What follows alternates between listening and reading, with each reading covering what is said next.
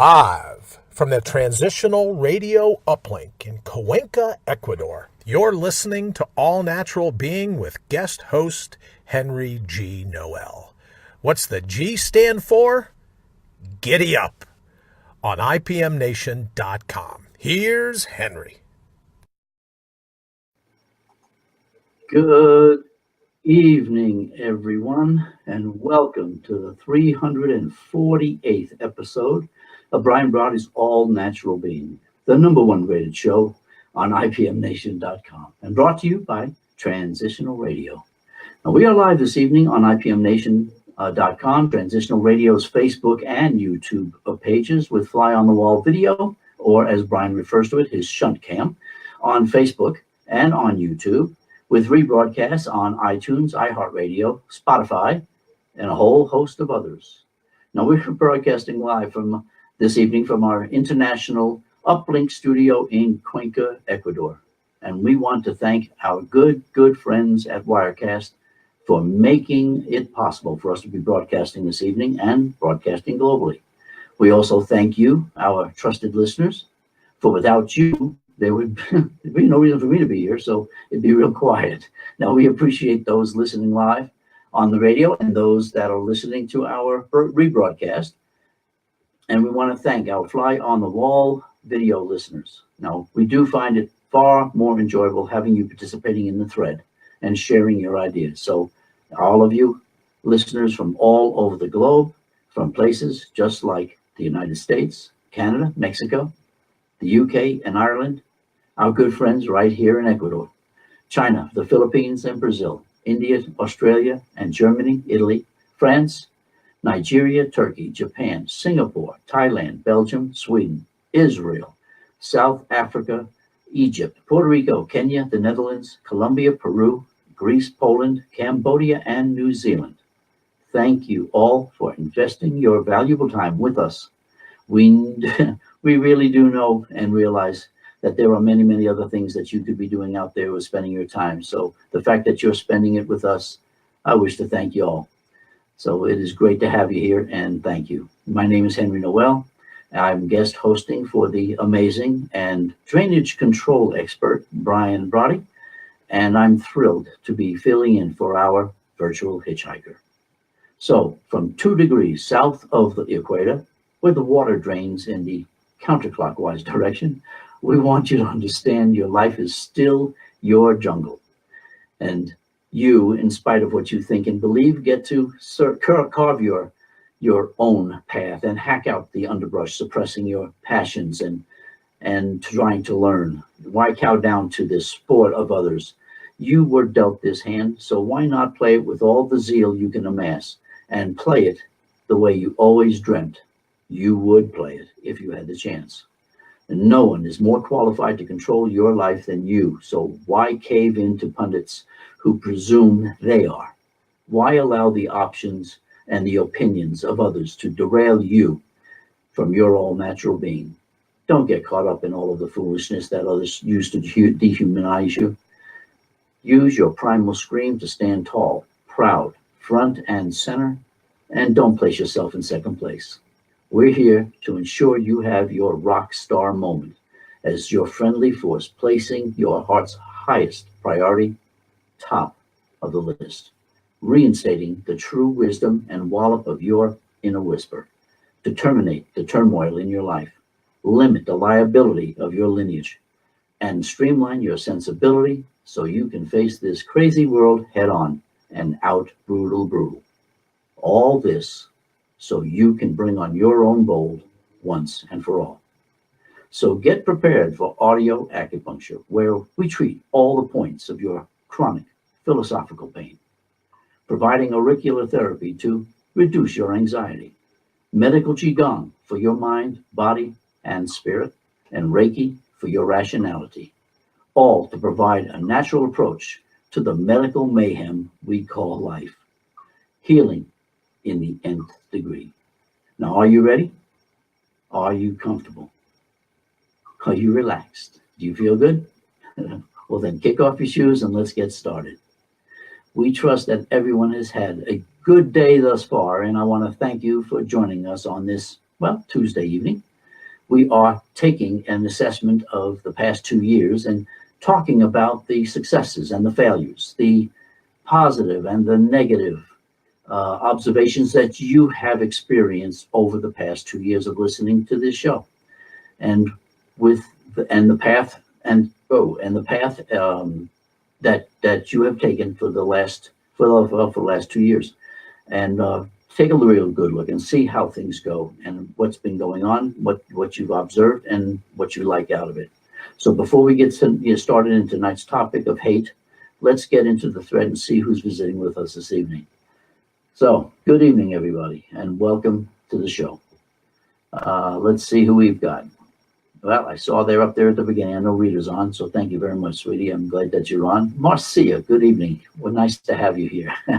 Wayne, thank you very much. And again, all of your troubles and all of your hassles. I appreciate you getting us through all of this. Candace, good evening. Thanks for joining with us. Okay. Let's see. We have John. Welcome, John. I'm glad to see that you're here. Thank you very much. Again, Candace. And there's Lee Raleigh. Welcome, Lee. I'm glad to see that you're here. So hopefully everybody's had a great day, at least up to now. Anyway, and again, I want to thank you all for joining us. This is it's really a lot of fun to have you all, and this is where I get a lot of my enjoyment, just simply being able to go ahead and just enjoy what you guys have to say over on the thread. Now tonight we're going to be talking about, hate, and not that I love that subject, but it's one that I think is really necessary and part of our process of being able to change and to also do our self-renewal, our self-assessment, our self-evaluations. I mean, if we harbor hate, then we're not doing a very good job in clearing ourselves and allowing us to change. That is the big key. So tonight we're going to discuss hate. So last evening's show, we talked about fear. We began by talking about what fear is and how to identify the fear. The next, we discovered where fear comes from and the different ways fear is introduced to us. We talked about the different types of fear and how we develop the fears we have. We discussed how we became a victim of fear and the myriad of ways fear affects us. Then we discussed the processes of fear, the processes that fear uses to control us, and how others use fear to control us. And then we talked about the effects of fear as on our psyche, our body, and our spirit. We even talked about how the effects of fear has on your health and the way we live our lives. Then we got into some of the ways we can begin to lessen our fears, ways we can control our fears, and how we can finally say goodbye to our fears. We even discussed how authority figures present information gift wrapped in fear, all to keep us in a state of heightened fear. So now tonight, we continue with part 3 of this series, assessing the past 2 years of our journey through change and self-renewal, as we dive into the abyss to examine up close and personal the most debilitating construct of our lives, hate. And so as we go through this, I'll keep spotting off the thread. Hopefully I can keep up with it tonight. We'll see. Hate to sit here and disappoint my brother, but that's what I'm going to try to do, see if I can keep up with it. So I want to go through and say, yep, hi, bro. And these there, Dana, welcome. I'm glad to see you. He's shaking his fist at me. I love it. That's why I love him, big all might. And Dana said, my son's father hates me, and he was an abuser. I wish him no ill, but no ill will, but he loathes seeing me. So, even with his child, this is crazy. And yes, Dana, it is, and I mean, I've got the same situation too. So it's I have an ex that just loves me to death too, and it's just fine. I think the death part is probably more appropriate, but I had the same situation. So Let's see. Yes, uses fear. That's it. Uses fear to provoking to get reactions going to go to movement. So there you go. That is the problem. However, I'm concerned for the will. Yes, the kids are always the ones that pay the price for adults, well, acting like children, and that is a real issue that we do face. John Nile, hello. How are you? Good evening. Jamie, good evening. I'm glad to have you here. Okay, I'm going to bounce off the thread and we'll get back into the topic here and see if we can get things moving here. Okay. All right. Hate is a topic that I'm going to cover from several different directions as it encompasses a tremendous amount of territory that we exist on. But I will do my best to keep the discussion to the action of hate and not to cross over into the emotions of anger and rage, which is quite easy to do because of the similarities in appearance. But it is my belief hate is the byproduct, the culmination, and the result of the varying emotional degrees of frustration. Now, let's see, just check back. Alice, hello, welcome, welcome, welcome. Well, thank you, Dana. Thank you. I need all the blessings I can get, without a doubt. So thank you very much. I appreciate that. And again, hi, Alice. And we'll see how things are going. Okay, I can honestly say that on my recent trip visit back to the U.S. in July, I didn't have to look very hard to find hate. Just about every news story had its roots deeply entrenched in hate. The demonizing of others for believing differently was paramount. Whether it was politicians spewing out venom against each other, seeking to rouse constituent support, or religious leaders pounding the dogmatic books of self-righteously chastising and belittling followers of other faiths, or the embattlement of civilians versus police. Hate was right at my fingertips. I didn't have to go very far to find it. So exactly, let's look at what is hate. That's what we're going to come back into. So, John, hoping for the best, everyone involved. This is just this two-shot pass. There you go. We have all used the word hate many, many times in our lives. I hate that guy. I hate soup. I don't. I like soup. I hate that she hates. I hate you. I hate this job. But what exactly is hate? Well, to define hate, one must use a myriad of words similar to hate.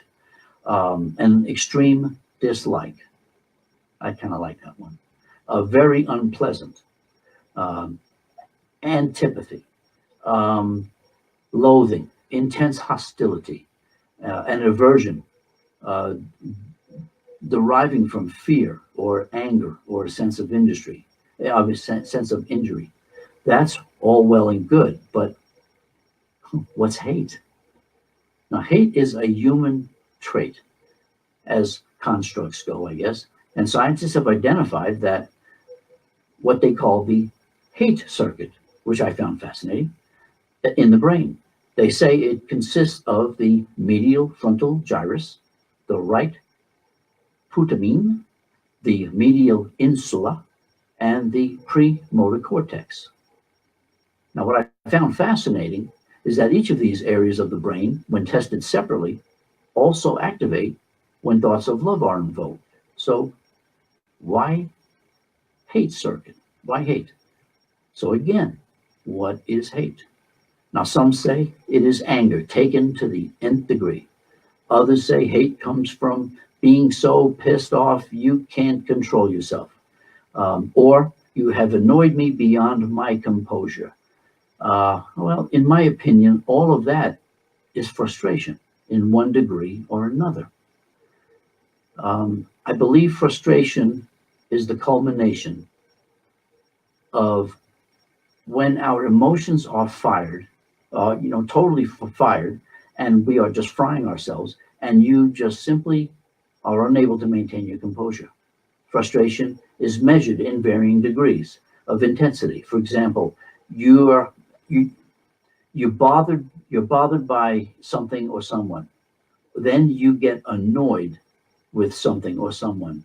And then you get upset by something or someone. And then you get angry. Anger leads you to getting mad, and then you get really pissed off, and then rage sets in. Now, all of these are varying degrees of emotions for frustration. It isn't hate, okay? I'm going to jump to the thread here just to keep up and see where we go before it slips by too fast. Let's see, got, was that Ola Harden morning? Discuss, let's see. Yeah, discuss, that's a good one. Rita says, no, and whoops, can't read that one. It's the most negative word.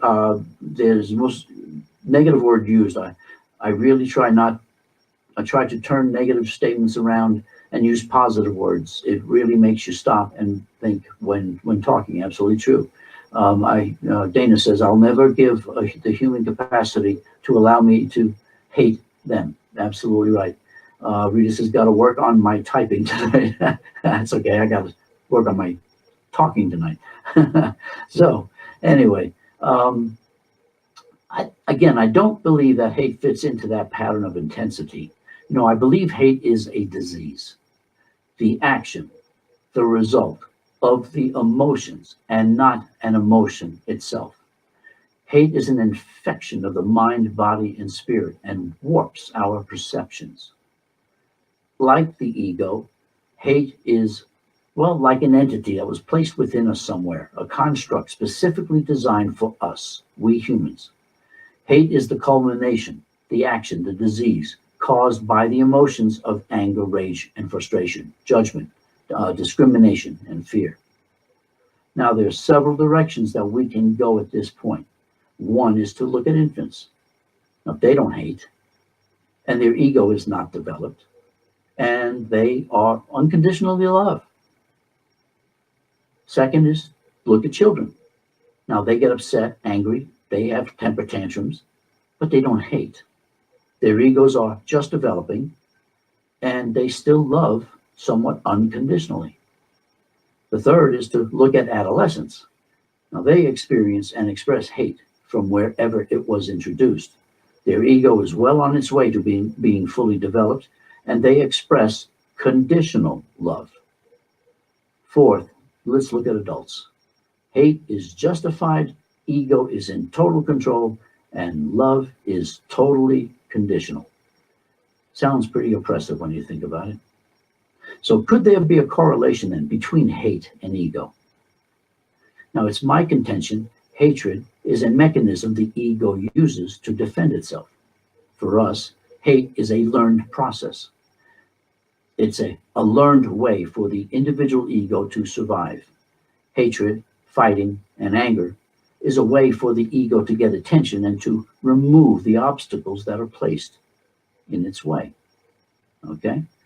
We'll go back to the thread. Candace, I'll be infection indeed. Thanks, Dana. Yeah. I'll be totally honest. I absolutely have nothing for baby killers, rapists, abusers, murderers, etc. Okay, well, I won't argue with you there. Absolutely not. Rita says it's an overpowering feeling that we allow to consume us at times, and those feelings are very hard to get rid of. That's true, absolutely. I learned better. I learned behavior. Learned behavior, absolutely. Well, the reason that we really, let's put it this way, if the whole purpose is to remove obstacles that are placed in ego's way, but if it's a learned process, is it a learned process for ego, or is it a natural process for ego? Yeah, Marcia says it's a disease. Yes, hate is a disease. Now, the reason we learn to problem solve, okay, is so we can win. And bottom line is there's an issue, we need to learn how to fix the problem, so therefore we win. If an obstacle is in our way, we find a way to remove the obstacle. Now, this is the same process we use to get our way. If the obstacle is keeping us from getting our way, we remove the obstacle. The thinking is by destroying what is in our way, we get our way and we win. So it follows suit. If we remove the obstacle, whether by fighting it, destroying it, or killing it, then we win. Well, ego always must win and convinces us we must win to preserve our own self-image. which is removing the obstacle, which is why we find reasons to argue, fight, and war. We're removing the obstacles. To justify the removing of the obstacles, we must hate those who place the obstacles in our way, preventing us from winning. This is why there's so much violence in the world today. People use ego-driven hate to justify forcing their own benefits on others, warring, fighting, removing obstacles. It isn't until we decide to change, become self-conscious, self-reflective, and self-renewal, are we willing to stop this pattern and destroy the disease. Now, a quote from Nelson Mandela. He was my favorite person.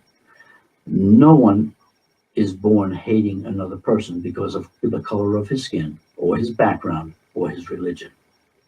People must learn to hate. And if they can learn to hate, then they can be taught to love. For love comes more naturally to the human heart than its opposite. Now, the only part of his quote that I don't agree with is that love's opposite is hate. I believe fear is love's opposite, not hate, not hate. But outside of that, I believe Mr. Mandela was spot on with his assessment of us. So, do you hate? Question to you. If you do, what do you hate? Where and when did you begin this hatred? You see, you didn't hate as children, but you hate now. So why the change? What occurred that caused you to begin hating? And why the word hate? Why would we use the word hate? Why not frustrated instead of that? I believe there's a lot of truth in the quote, we learn to hate, and quote, hate is a learned practice. But to say all hate is learned may be a misnomer and very misleading. The reason for this statement is the correlation mentioned earlier about hate and ego. Did ego learn hate, or does ego simply represent hate? I'm not sure. Now, there is no getting around the fact hatred is the scourge of humanity. Hate is completely based in fear, ignorance, and judgment. It is solely focused on our physical, philosophical, theological, psychological, and egotistical differences. It is our inability to stop hatred that keeps us from self-renewal and changing, and has no justifiable place in humanity. Rita says, it is learned from our programming. Yep, it is. Mary Haggerty, hello there. Welcome to the show. I'm glad that you're here. Most of it comes from our tribes, okay? Our in-group, I guess, our peeps, the people that we hang with, the ones that we have most associations with. Now, whether these are our family, our friends, the neighborhood, school, sports teams, gangs, religious institutions, political affiliations, company associations, outside activity groups, organizational memberships, the state that you live in or the country you live in. We are a product of our tribes. We are introduced to these tribes, accepted by these tribes, indoctrinated into these tribes, become active within these tribes, and take on the beliefs of these tribes. Now, I use the word tribes for it could be a community organization. It could be, the Lions Club. It could be just anything like that. But these are our tribes. These are the people that we hang with, and these are the ones that we have the most similarities with. Candace says that I hate horrific inhumanity acts inflicted on any innocent person. Is it a hate, or is it simply something you really just find no sense in them doing, Candace? Because that's really critical. It really is critical. Now, we learn to judge others based on the beliefs of our tribe and begin to compare ourselves to others and other tribes. We quickly learn to focus our attention on the differences between our tribe and the other tribes, and we focus on the similarities within our own tribe. Now, what successfully comes out of this is Are you with us or not? In other words, us or them. The illusions we develop are positive for our tribe, and we create negative illusions about their tribes. We begin to adopt the beliefs, the moral values of our tribe because they're one of us, and we're one of us. We soon see our beliefs and moral values as superior and more desirable to those of other tribes, making the other tribes inferior to us. And we begin to get suspicious of the beliefs and moral values of the members of the other tribes, placing them in a category of misguided, inferior, evil, even non-human, but especially them. They're not us. This is all the justification one tribe needs to solidify its membership against other tribes. Now, we see being ostracized as a fate worse than death. For example, they talk to a social media addict who was just unfriended. Man, their world has just ended. So, yeah, ostracized is a fate worse than death. And historically, being ostracized meant that you lost the support of the tribe and were put out on your own with no support or protection from the elements, the animals, and other tribes. And this was the proverbial death sentence. You couldn't survive on your own. Now, John says, there's not much that I hate. All the hate that resides within me is from the root idea of be separate from anything.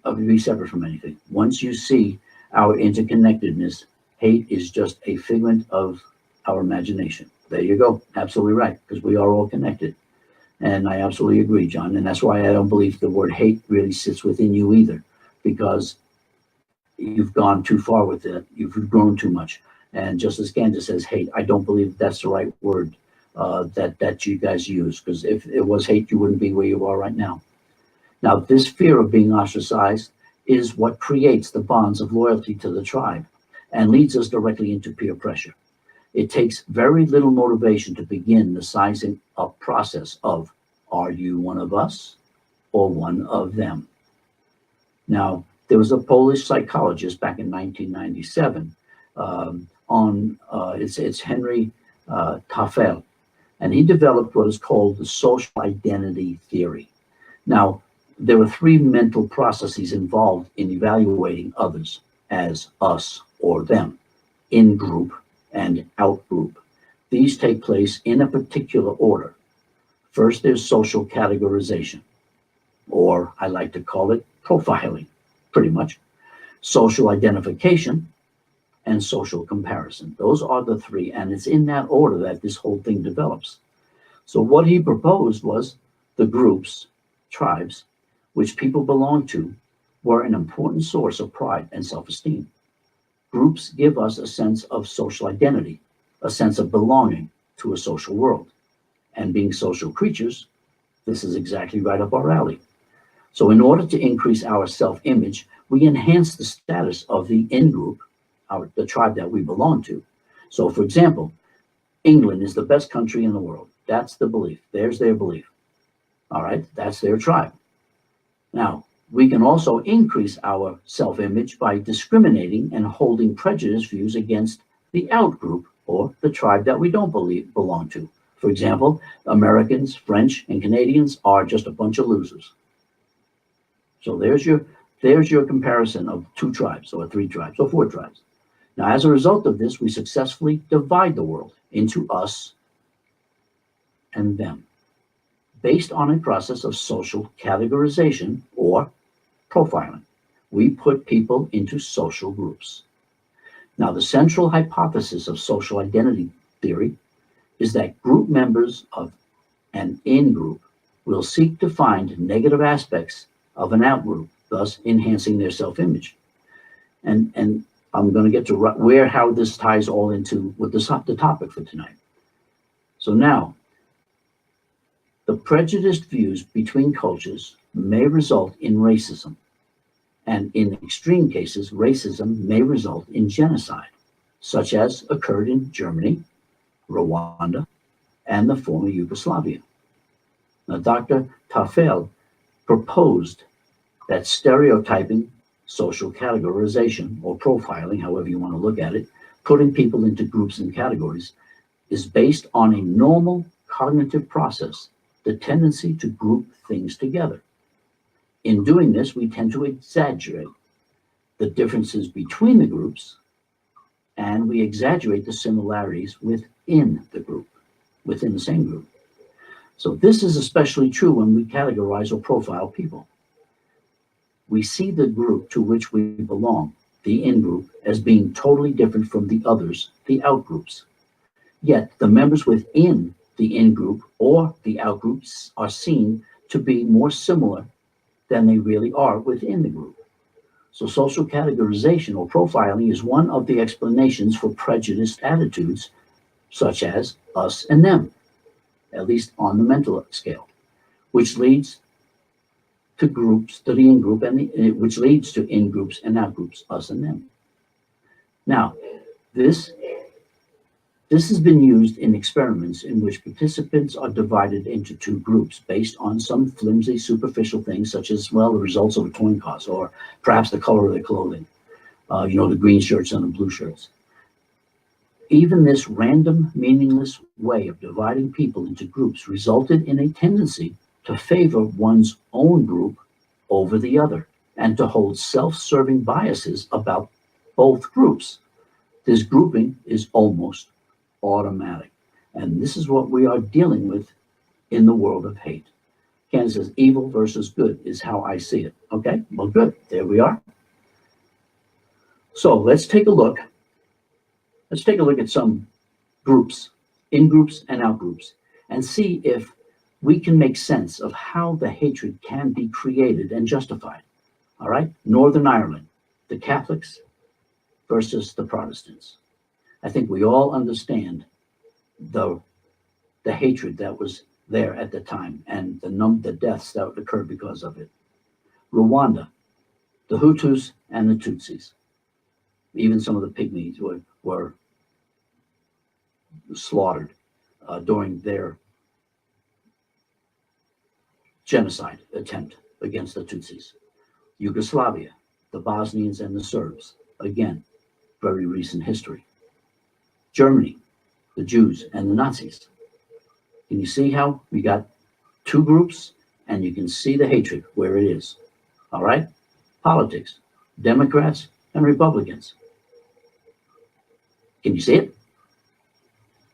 Does some of that make sense? Gender, males and females. Sports teams, the Giants and the Yankees, or Alabama versus Florida. These are in groups and out groups, depending on which one you wish to belong to. Social classes, middle class, upper class, the working class. Street gangs, the Bloods, the Crips. Okay, I mean, this is exactly what we're dealing with. There's no different than the gang. The government, CIA, the FBI, NSA, the Pentagon. These are in groups and these are out groups, depending on the side that you're on. And they don't work together. They don't like each other. This is what we are dealing with, okay? Dana says, anything that is designed to harm another living being unintentionally, I despise. I get that. I totally get you. And I agree. I don't say I hate them, but I don't like it. Candy says Native Americans. What's gone on with them? Absolutely right. It's heinous what has occurred. Again, we have to deal with all of that. That's what we have to get ourselves over. It is not a hate issue. It is simply an issue that we have to learn to deal with. Matt Connerton, welcome, welcome, welcome. How are you? Marcia, I think that hate is a thing, a feeling that can only exist where there is no understanding. For Tennessee Williams, thank you very much for sharing that, Marcia. I greatly appreciate that. Now, back to this. It doesn't matter what tribe. What matters are the psychological and the egotistical manipulations going on within the tribe that creates the environment for hate to flourish. Okay? Now, the second aspect of his program, his theory, was social identification. Now, we adopt the identity of the group that we categorized ourselves with and belong to. So if, for example, you have categorized yourself as a student, the chances are you will adopt the identity of a student and begin to act the ways you believe students act and conform to the norms of the group. Now, there will be an emotional significance to your identification with the group, and your self-esteem will become bound up with the group membership. And that goes right down the line with every group that's out there, whether you are a part of the World Series Championship baseball team, or you're a member of the Crips. It's the same exact process. Nothing is different. Social comparison. This is critical to understanding prejudice, because once two groups identify themselves as rivals, they are forced to compete for the members to maintain their self-esteem. Competition and hostility between groups is not only a matter for competing for resources like jobs, but also the result of competing for identities. Once you have categorized yourself as part of a group and have identified with that group, we then tend to compare that group with other groups. Now, if our self-esteem is to be maintained, our group needs to compare favorably over the other groups. Now, we categorize objects in order to understand them and identify them in pretty much a similar manner the way we categorize people, including ourselves. In order to understand the social environment, we use social categories like black, white, Australian, Christian, Muslim, student, bus driver, because they are useful. But if we can assign people to a category, then that tells us things about those people. And similarly, if we find out things about ourselves by knowing what the categories are we belong to, we define appropriate behavior by referencing to the norms of the group that we belong to. But you can only do this if you can tell who belongs to your group. And an individual can belong to many different groups. So, roll, tide, roll. And Marcia says, oh, yes. So what I want to do, in conclusion to this, what I really want to try to come up with the end of it is that the result of how we profile, identify, and compare ourselves with others is the basis for fear, discrimination, and judgment. There is no getting around the fact that hatred is the scourge of humanity, that hate is completely based in fear, ignorance, and judgment. It is solely focused on our physical, philosophical, theological, psychological, and egotistical differences. It is our inability to stop hatred that keeps us from self-renewal and changing. There is no justifiable reason for hate in humanity.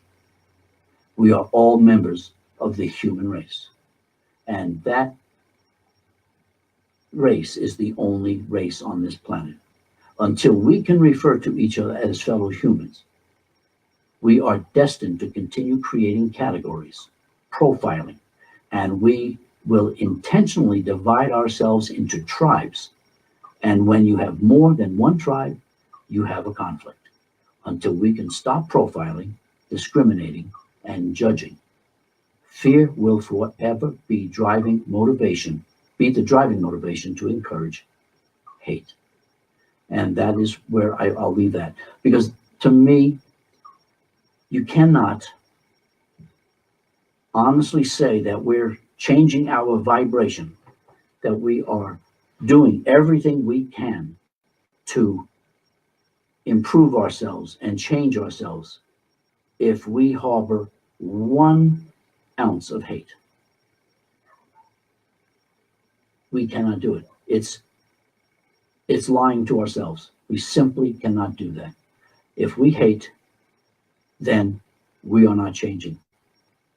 Regardless of what it is that's out there that frustrates us to no end, And there's no reason we can't be frustrated, but to outright admit hate, then we're not changing. We're not improving ourselves. We're not raising our vibrational levels. We can say all the kumbaya stuff we want to do, but if hate comes out of my mouth, then it ain't happening. Then it's a lie. And so that's why I'm saying hate is destructive. It's destructive, the most destructive word we have in our vocabulary. And it's got to go away. Otherwise, nothing is going to change for us. And this world is destined to be exactly where it is. And it will continue to get worse. As I said, if you can look at every group out there as if a gang, then you get an idea of exactly where the hatred comes from and why it's there. Because we see ourselves differently, and we're not different. We're all the same. We weren't made different. We were made the same. And this is what it's all about. Now, tomorrow evening, I will welcome Lee Raleigh from Sales Copy Academy for Lee Words Wednesday, where we will be discussing whatever in the hell Lee wants to discuss. So we'll find out what he wants to talk about, and that's what we're going to do. So join Lee and I, and get surprised, because I think it'll be a lot of fun to just go through and see what happens with that. But in the meantime, we have any other messages or any other things coming through on the thread. Again, I know hate is such a tough topic. It's such a tough way to go. And it's a hard one to talk about because it encompasses every aspect of our life. We've allowed it to do that because we thought it was the way it was. And that's, we're part of a group. We're part of a sorority or a fraternity, or we're part of a car club, or whatever it is we do to associate with similar, like-minded people, similar things that we do. We have opened ourselves up the element to hate, because somebody has to be superior, and that's where we fall apart. We're not. We are all the same. And until we can really get there, we're going to have a fight with this. I mean, the fears we talked about yesterday, being honest, we talked the day before. And it's really hard to do that. Okay, I got to go back here and see. I don't believe it's right to hate people, but I believe it's right to hate evil. Again, I understand what you're saying. I totally understand what you're saying. But to say that we hate anything, we don't have to like evil. I don't have to accept it. I don't invite it into my house. But I'm not going to hate it. I'm not going to hate anything, because it's not the way to be. It's simply not the way to be. You can dislike it. You can simply disassociate with it. We don't have to be part of that. But the bottom line is evil exists. And because it exists, I tend to try to not acknowledge the fact that it exists. When you hate it, you're acknowledging it and you're giving it power. Therefore, I don't hate it. I don't hate anything. Because the moment I do hate it, I acknowledge that its existence and I give it power. And I give it power over myself. And thank you, Candace. And you're more than welcome to disagree. I absolutely don't. I totally get that. I'm confused about my feelings regarding pedophiles and animal abusers. It's a strong feeling, and as it should be. I mean, as it really should be. I understand that, Jamie. And again, it's a real soul-searching thing to really go through and say whether or not we can understand that hate is a limiting factor in our own growth. That is what's holding us from being able to progress. It's holding us back from being able to change our vibration. So that's part of what I want. That's what I wanted the point I want to try to get across. So Alice says, I love it when you say we are all part of the same race, the human race. So true. Absolutely. Thank you. I appreciate that, Alice. We are. There is the only race on this planet. So on that note, I want to thank everybody for joining in tonight. Thank you so much for sharing your comments and your feelings. I appreciate that too. I'm going to go ahead and say good evening. And we'll see you tomorrow for Lee Words Wednesday. And I can't wait to find out what Lee wants to talk about. It should be a lot of fun. So for everybody, I want to thank you very much from Cuenca, Ecuador. Thank you. Thank you, bro.